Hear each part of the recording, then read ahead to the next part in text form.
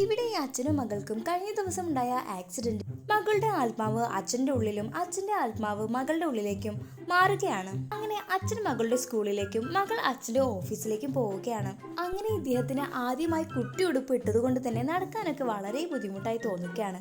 അങ്ങനെ കടയിൽ കയറി ഒരു പാൻറ്റൊക്കെ വാങ്ങിച്ചിടുകയാണ്. അങ്ങനെ പാൻറ്റും മേടിച്ചിട്ടുണ്ട് നേരെ സ്കൂളിലേക്ക് സിമ്പിളായി പോവുകയാണ്. എന്നിട്ട് അവിടെ എത്തിയാലോ ഇന്ന് അവർക്ക് പരീക്ഷയാണെന്ന് പറയുകയാണ്. ഈ കേട്ട പാടെ അങ്ങേർക്ക് തല തന്നെ ചുറ്റി പോവുകയാണ്. എന്നിട്ട് അദ്ദേഹം ചെറുപ്പത്തിൽ പഠിച്ചതെല്ലാം തലയുടെ ഉള്ളിൽ നിന്നും പുറത്തേക്ക് കൊണ്ടുവരാൻ നോക്കുകയാണ്. എത്ര ശ്രമിച്ചിട്ടും അദ്ദേഹത്തിന് കഴിയുന്നുണ്ടായിരുന്നില്ല. ഇത് തന്റെ മകൾ അറിഞ്ഞാൽ ആകെ നാണക്കേടാകും എന്ന് വിചാരിക്കുന്ന അദ്ദേഹം തൊട്ടടുത്തിരിക്കുന്ന പെൺകുട്ടിക്ക് പൈസ കൊടുത്ത് തന്നെ ഹെൽപ്പ് ചെയ്യാൻ പറയുകയാണ്. അങ്ങനെ പരീക്ഷ പകുതി എഴുതുമ്പോഴേക്കും ടീച്ചർ വന്ന് തലയിൽ കുട്ടി പറയുകയാണ് കോപ്പി അടിക്കരുത് എന്ന്. അങ്ങനെ ബാക്കിയുള്ളത് ഇങ്ങേർക്ക് അറിയുന്ന എന്തൊക്കെയോ എഴുതി വെച്ചിട്ട് വരും. അതുകൊണ്ട് തന്നെ പരീക്ഷയിൽ ഫെയിൽ ആവുകയാണ്. എന്നാൽ പകുതി കോപ്പി അടിച്ചതല്ലേ, എങ്ങനെയാണ് ഫെയിൽ ആയത് എന്ന് നോക്കുമ്പോഴാണ് താൻ കോപ്പി അടിച്ച പെൺകുട്ടിയും ഫെയിൽ ആയിരിക്കുന്നു.